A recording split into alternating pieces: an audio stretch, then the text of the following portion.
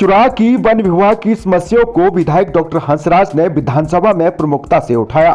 इस दौरान उन्होंने चुराह में वन विभाग का डिवीजन खोलने को आवाज बुलंद की। उन्होंने कहा कि वर्तमान में चुराह विधानसभा क्षेत्र 2 डिवीजन में विभाजित है। बहरहाल उन्होंने सलूनी में चुराह डिवीजन का जिक्र करते हुए मूल रूप से भविष्य में मूल चुराह का चुराह विधानसभा क्षेत्र में नए डिवीजन खोलने को आवाज बुलंद की है। इसकी जानकारी मीडिया से 4 बजे बुधवार को साझा की गई। माननीय अध्यक्ष जी, जो सूचना माननीय मंत्री जी ने दी है वो तो जैसा क्वेश्चन गया होगा उस हिसाब से ठीक है, लेकिन मेरा क्वेश्चन ही कुछ और था।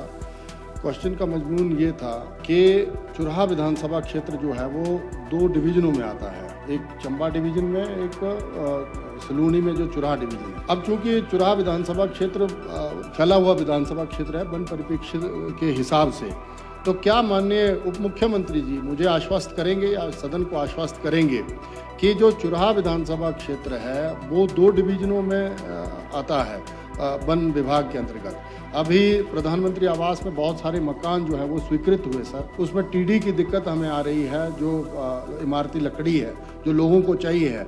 अब वो हम लोग आधे जो है वो सलूनी जो डलहौजी में है, चुराह डिवीजन नाम से है वो चुराह। मैं ये नहीं कह रहा कि उस डिवीजन को आप हमें चुराह तीसा में दे दो, लेकिन क्या माननीय उप मुख्यमंत्री जी हमें आश्वस्त करेंगे कि भविष्य में जो हम लोग 2 डिवीजनों में लाई करते मतलब आते हैं उनको एक डिवीजन में समाहित करके, जो हमारे नाम से डिवीजन सलूनी में चल रहे हैं, क्योंकि सलूनी में तो डलहौजी भी डिवीजन है, एक विधानसभा में 2 डिवीजन चलते हैं। मैं ये नहीं कह रहा हूँ कि डलहौजी वाले ले लो, पर हमें क्या एक नया डिवीजन जो है वो तीसा में जो चुराह मूल है वहां पर देने की कृपा करेंगे।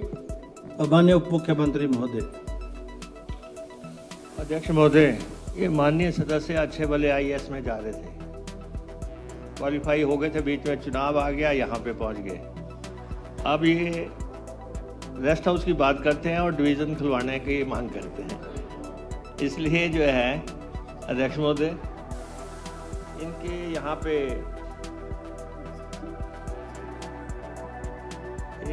यहाँ पे हमने जैसे पहले बताया कि वन मंडल चुराह के अंतर्गत इंस्पेक्शन हट हिमगिरी व खनेला पहले से बने हुए हैं, और चांजू क्षेत्र जो वन मंडल चंबा के अंतर्गत है, इन दोनों स्थानों पर अभी नए विश्राम गृह खोलने पे कोई विचार नहीं है।